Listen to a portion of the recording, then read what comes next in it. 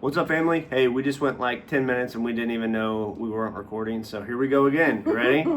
Day 7. We rolled into Ephesus. Was a great, we spent the whole day there today. And so we were walking through, as we walked through into Ephesus, like you walk through the gate of Hercules.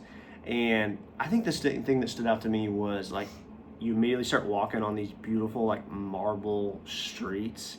And like what was different about those streets compared to like where we've walked everywhere else? So the other places, they have grooves for the wagon wheels, so they were able to use their wagons like on the roads. But this was different. This was really pretty slick. Yeah, it was marble. Beautiful. Yeah, like there was no like it's like original, like you couldn't see any kind of marking. Some of the other roads like had been rutted up from like wagons going over and over and over again. Ephesus was beautiful. The streets were beautiful. I actually snapped a picture of Jen like just walking. I'm like, this is we're walking. We're John, we're Paul, we're Timothy. Eventually who became like both pastors at Ephesus. Like, hey, that's really cool. And so as we were walking through down the main street there, and we snapped a bunch of pictures, we'll upload them and you guys can see some of those.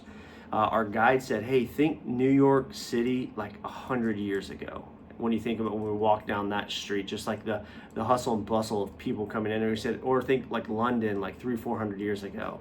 And he said like the harbor was right there at the end of the city, so all these ships are coming in and people would do trade internationally and all these kinds of things. And so Paul's walking down these streets and he's passing by all of these statues of gods and goddesses, and there's like 7 different temples to different goddesses or gods, and then emperors as well. And so it was just a really eye-opening experience to walk through that and understand like what the disciples would have walked into and how intimidating it must have been for them in this space. And so today, what was our theme for today? Love. Restoring love. Yesterday was restoring power. Today was restoring love. And it's part of the letter back to Ephesus. He tells them, the church at Ephesus, he tells them they've lost their original love. And so anyway, we spent all day there. It was incredible. I think some of the coolest parts were just just how big the city was. It was so impressive. What was your favorite? Was it like the library, the stadium? What was your favorite part, like in Ephesus, you think? We could really see. Yeah, well, probably the library. It was. Yeah. This was a location amazing. That was. None of the other locations we've been to has been this had this many tourists. Yeah. Oh yeah. This was the most. Really heavy. Yeah, for sure. Yeah. There was cruise ships coming off. A lot of people take cruises this way, and so they would come off and go on a short tour in the city. And so, like the library was really amazing. Like there was something like 20,000 scrolls in there at one point, and so. Really amazing.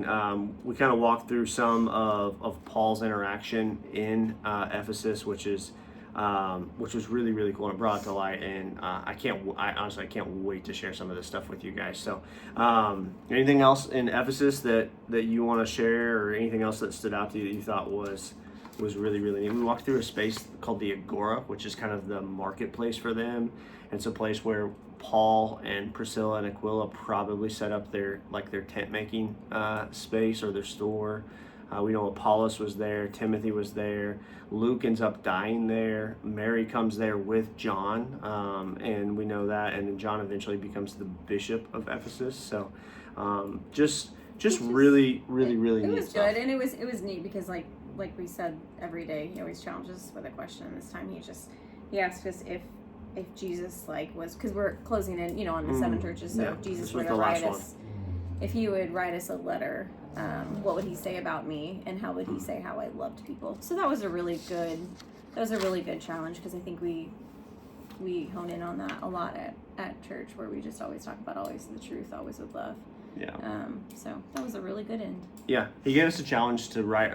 If Jesus was writing a letter to us, like the same way we've seen the structure in Revelation, like what would he write to yourself? And like you sat down and we kind of are writing that out as we go. And so anyway, it's really great. We got one more day tomorrow. We're going to see a few of the smaller cities, and then we're headed back to you guys. So be praying for us and keep us in your prayers and in your mind, and we'll see you guys on Sunday. All right, see ya.